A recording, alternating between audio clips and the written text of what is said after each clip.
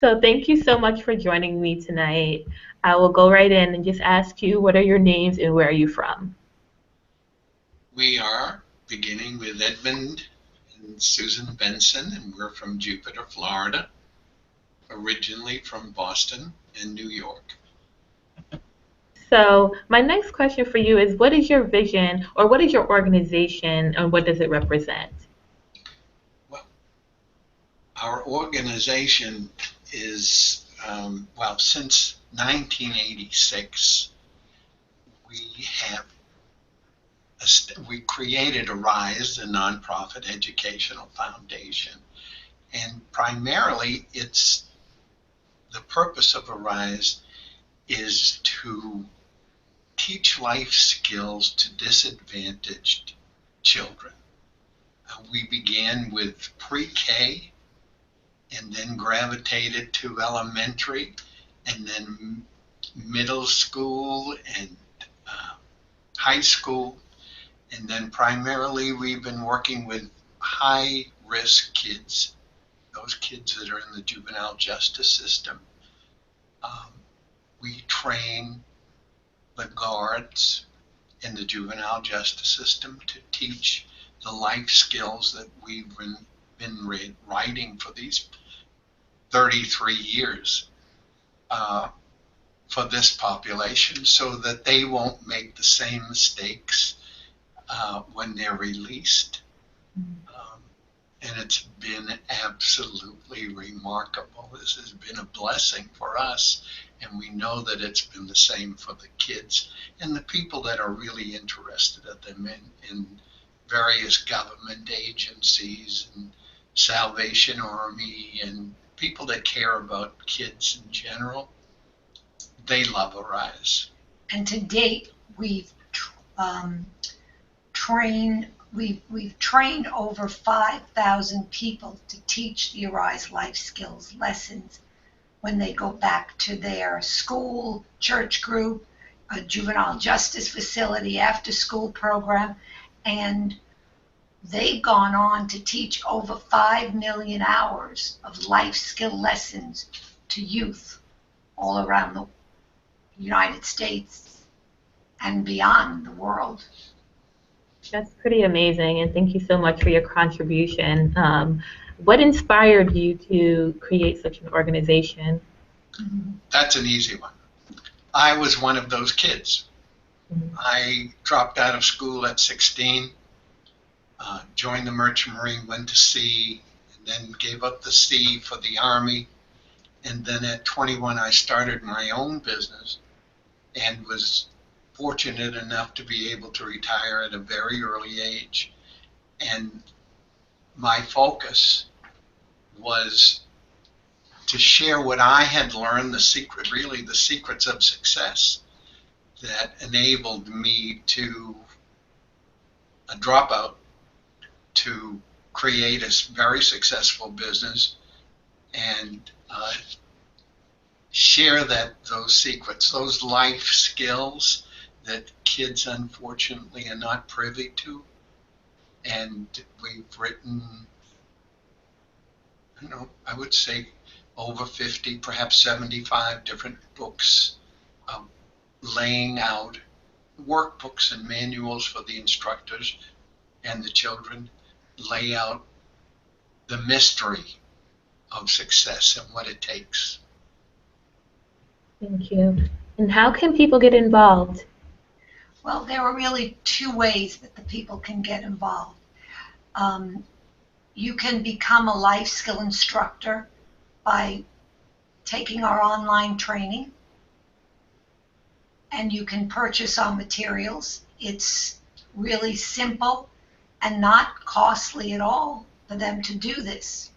Or people can donate funds to Arise. And if they donate funds, for example, you donate in your community and you want this material to be taught at an elementary school, at a mental health group, at a juvenile justice facility, an after-school program, we will contact the facility, school, place, and we will train their staff, provide them with materials with the funds that you've donated.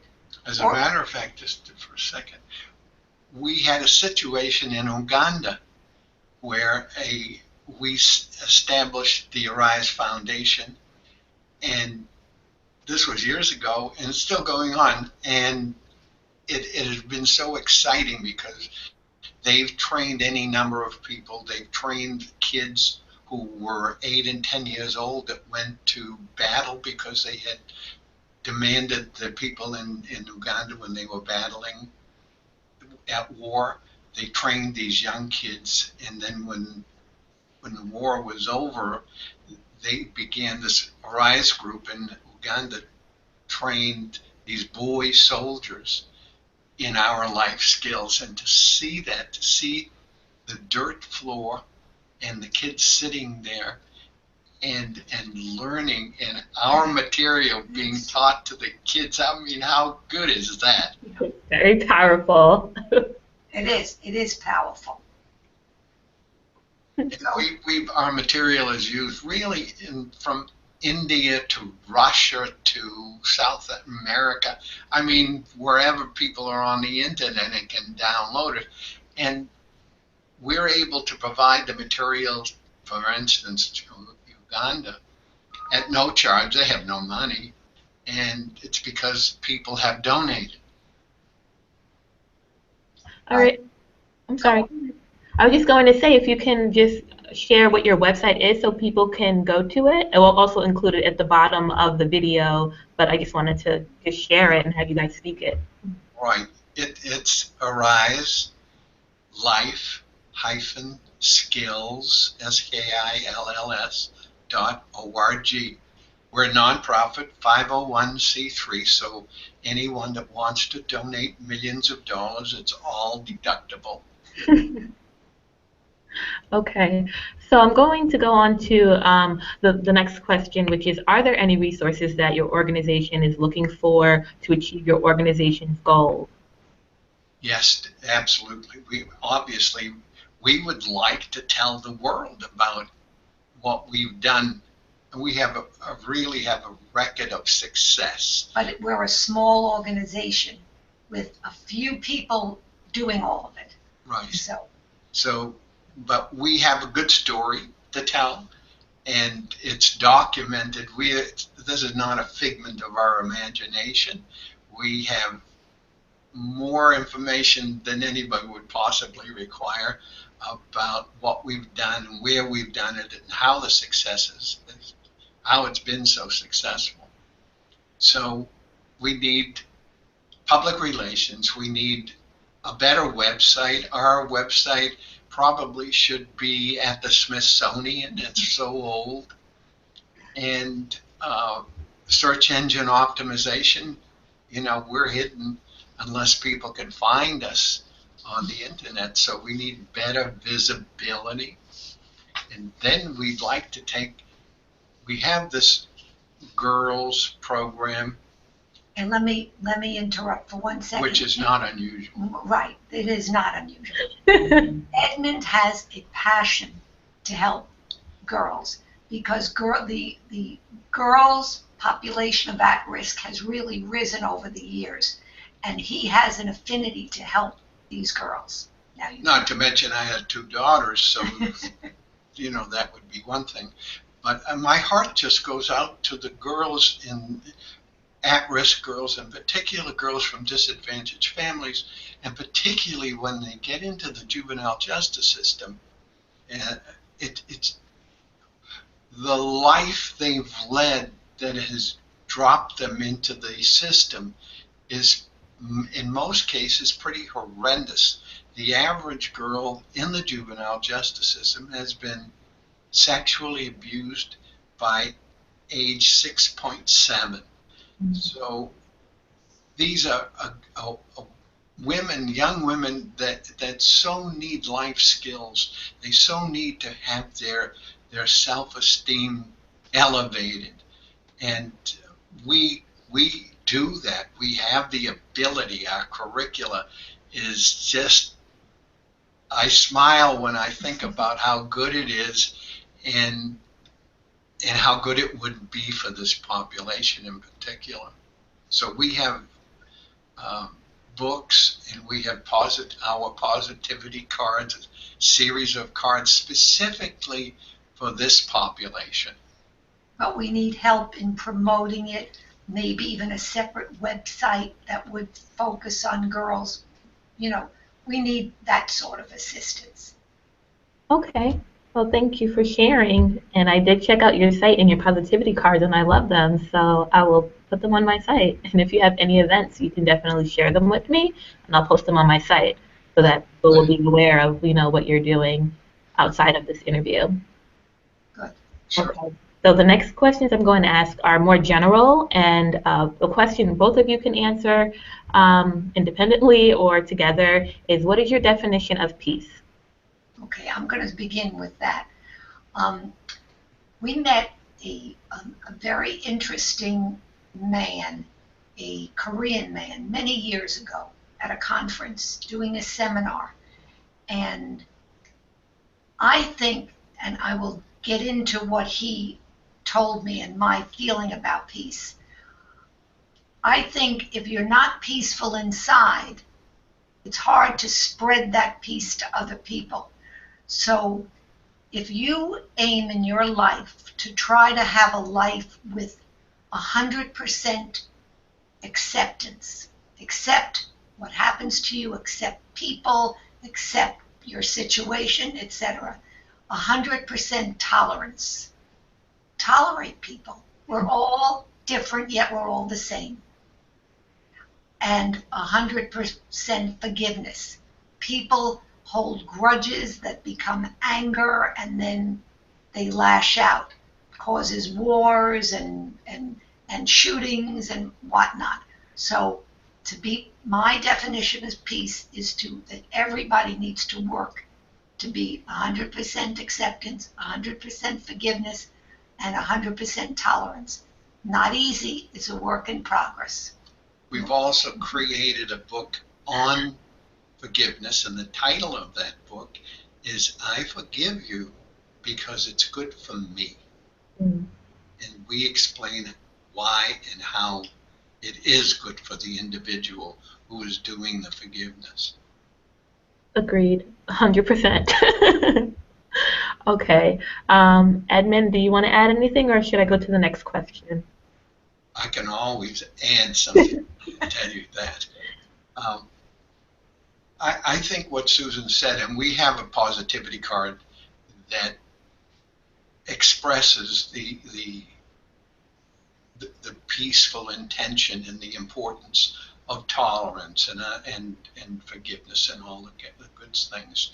So it's just that people remembering these things, it's easy to create the card, and it's easy to create the thought and discuss it, but if people don't remember it. So we hope that in our training, that instead of people reading and attempting to read, because some of the people, the kids in particular, find it very difficult to read. So our program has always been about group discussion and everybody learning from one another. And it's peaceful, it's educational, and it's successful. Non-judgmental, and everybody's opinion is accepted. No put downs, no negatives. It's a wonderful experience. I love it. Okay, the final question of this interview is, what words of wisdom would you like to give to our youth? I'll begin, and then Ed can expand a little on or give a little different. I think if you gave to young people the idea and you worked with them to stop, think, and act, and understand that every action, every choice has consequences. And will they be happy with those consequences? If they understood that, they might not want to, do whatever it is they're doing. And Ed has a wonderful quote. But needless to say, we also have a card that expresses that. And that card looks like this on side 1, and side 2 says it's your choice. Life is like a series of stepping stones. Each stone is a decision you make, conscious or unconscious. It's a clear picture of why your life is the way it is today. Want a better life? Make better choices. That one card we could spend a week in a group session with kids or adults just on this one positivity card. But the quotation that I happen to like with regards to expressing to people Wisdom, yeah. we have lots to share, but Shonda Rhimes did an awesome job in this particular quote. She said that dreams are lovely, but they're just dreams. Dreams do not come true because you dream them. It's hard work that makes things happen. It's hard work that creates change. And that says it. I mean, you cannot, we ask kids that are incarcerated or about to be incarcerated, what do you want to do? What are you going to be? No, they're going to be an architect, an attorney, and they are dreaming. And I say, well, here you are. You take your hand and pick up a handful of sand, and then fill your hand, the other hand, with a dream. Which hand is going to get full the fastest? Dreams are they're just so faint and ephemeral, but the sand is reality. You need to do things. You need to act. That's what we do. Thank you guys so much. I really appreciate you taking the time to interview with me, and again, everything that you're doing with your organization. Is there anything else that you'd like to add before we conclude this interview? Yes, I'd like to say we're very grateful for your help and your interest, and we'd like to think of this particular opportunity as a rocket ship, and that we're fueling up, that you can see it on liftoff, and there it is. And then once you post this, we are on to the stars. Yes, I'm with you on that. Thanks again. Well, thank you, and it's been good to meet you.